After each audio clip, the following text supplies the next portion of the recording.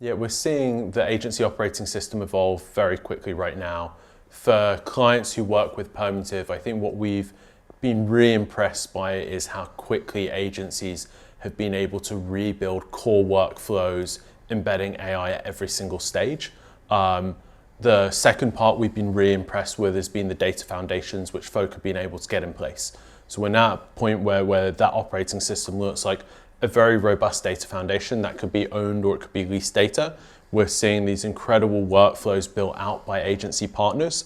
Really now what we're looking at as the main challenge is with these incredible assets, with these incredible workflows, how do you actually activate and scale that? So a lot of these agencies have built these workflows in part to drive efficiencies, but also in part to ensure that they are putting their spend against partners where they know they can effectively kind of deliver against that media effectively, but also monetize it effectively. And right now what we're seeing is as they get into that activation step, a lot of the pipes in Adtech are broken and not necessarily helping them achieve that long-term goal. On the other side, you've got publishers who built these amazing operating systems, again with data and AI workflows, but we don't yet have the connectivity between them. So we think it's a very exciting time, but really now the question is how do we break those operating systems out of their silos and get them into the open internet and really achieving their potential. Thinking of Permutive and its connective value in the ecosystem, I think of the company as sitting between agencies, publishers, and the platforms. So from that perspective, Joe, I was wondering what is specifically broken in how agencies currently operate that needs fixing. Yeah, so I think the programmatic pipes which exist between an agency and their publisher partners. Today, those programmatic pipes have these very foundational challenges with them. First problem is they discard 70% of inventory. So we've seen kind of the proliferation of SSPs across the ecosystem. Demand-side platforms have seen the volume of impressions which go to them grow 5, 10x versus what it used to be. And now all of a sudden that cost is cost prohibitive for them to run their businesses. So they've gone back to the SSPs and they've said, hey, you need to limit the inventory you send to us. Send us the 20% of inventory you think we're going to want to buy on. The reality is everyone converges on the same 20% of inventory.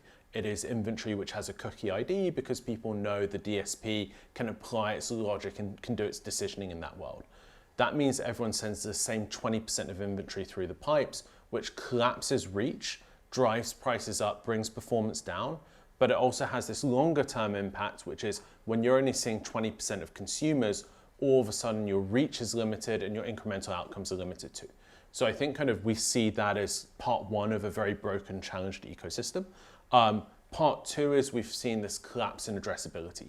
So if you rewind 5, 6 years ago, 100% of consumers have an ID, they're addressable. Adtech works in this really powerful way and serves really great purpose between advertisers and publishers on the other side. Over the last couple of years, we've seen Apple kill IDs. We've seen the emergence of channels like Fast Channel where there is no ID available. We've seen regulation kick in. All that has effectively reduced the pool of cookies and addressability in the ecosystem. And when that happens, that effectively means we can't decision on those consumers. And right now, about 30% of consumers have an ID, but 70% are no longer addressable. So again, you have this problem when it comes to, hey, what consumers can I reach and make a decision on?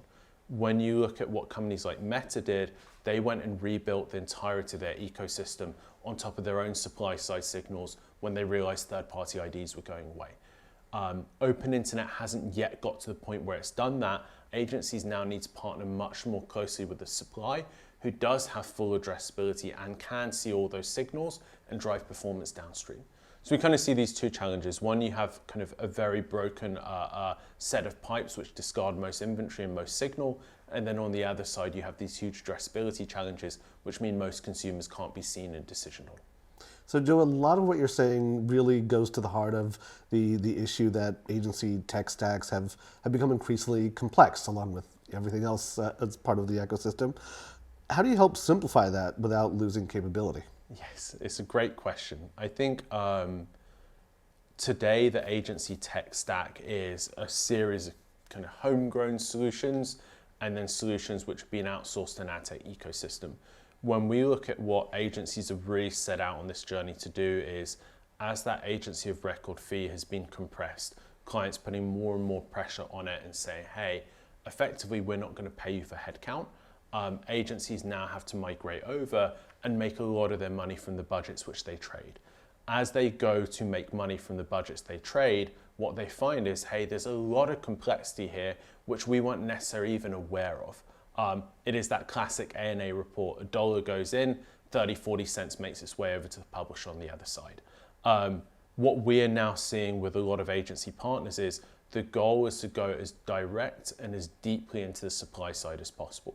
So you see this with folk like Omnicom talking about this very publicly, is there is a desire now to effectively build a connection into the supply which has fewer partners in between and simplifies that tech stack.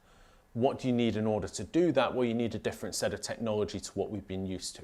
Now, all of a sudden, you need a pipe which takes you into the heart of the publisher, which enables you to do decisioning within the publisher, and then you need a layer on top which can kind of aggregate across those publishers as you work with them. So we think that tech stack is changing pretty dramatically. It's changing very quickly, and it's a buzzword, but agents really change what's possible here. Before, if you wanted to go direct to publisher, you had to issue an RFP, everything went back and forth over emails, whilst you might even be sending user data and CSV files around. It was just a very slow, hard, complicated process versus what you would get when you went to a walled garden. That kind of gave the opportunity for DSPs to be born, but at quite a high cost to the agency. Now what we're seeing is agentic effectively allows that direct transaction to happen in a much more scalable manner, where a lot can be handled by agents in that process, and it effectively allows kind of these deep connections to scale almost infinitely. So I think we see these two things colliding, fortunately, at a very good point in time, which is one, this deep direct connection into the supply, and then two, having the AI or agentic capability to orchestrate that at scale.